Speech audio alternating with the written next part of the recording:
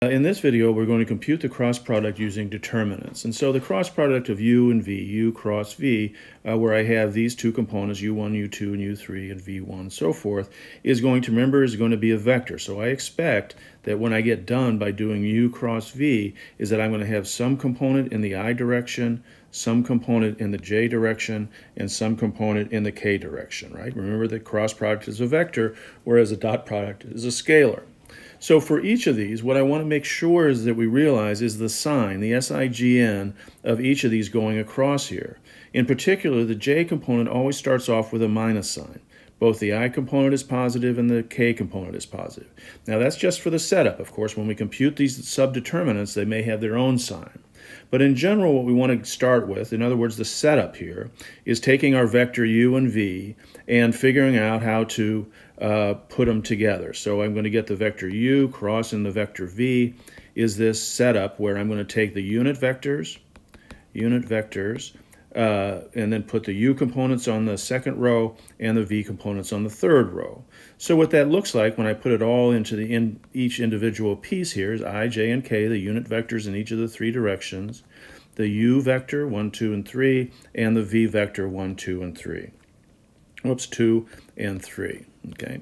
So now what I do is I look at each of these components. Now remember that I'm going to have an I component, so I'm just going to change my color to get an I component here.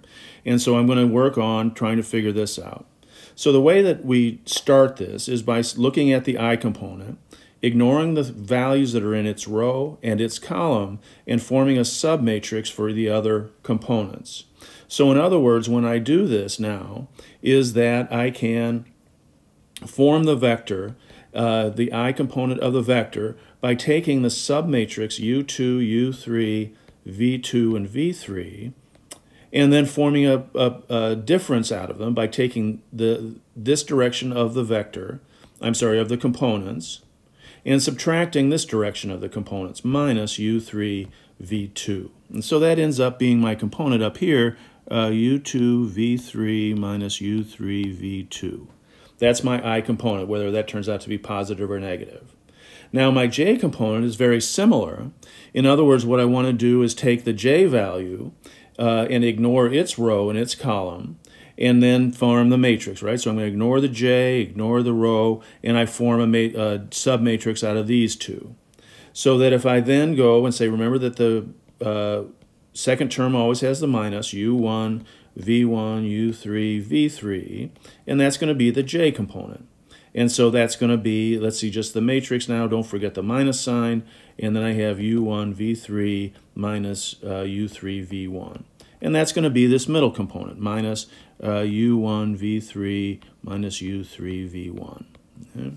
And then finally the K component is we'll do a very similar thing and take these values out of the K row and the row here, and then make a submatrix out of these two pieces, the first two columns. And so that's going to be a plus, and I get u1, v2, v1, u2 for the K component.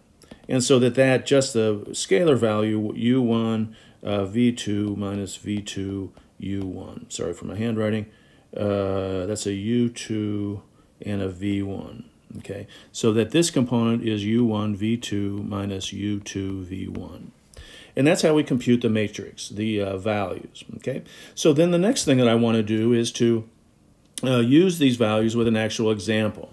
So what I'm going to do here is that we're just going to take these two vectors, u, and that's going to be 0, 1, 2, and v is going to be minus 2, 0, 3. Okay, so that then now when I create my cross product, u cross v is going to be I, j, k, 0, 1, 2, minus 2, 0, 3. So when I form all my submatrices, I get 1, 2, 0, 3 in the I direction. I get 0, minus 2, 2, 3 in the j direction. And I get 0, minus 2, 1, 0 in the k direction. So that the cross product, the vector, is going to be 3i minus 4j plus 2k, which is my cross product of the two vectors u and v.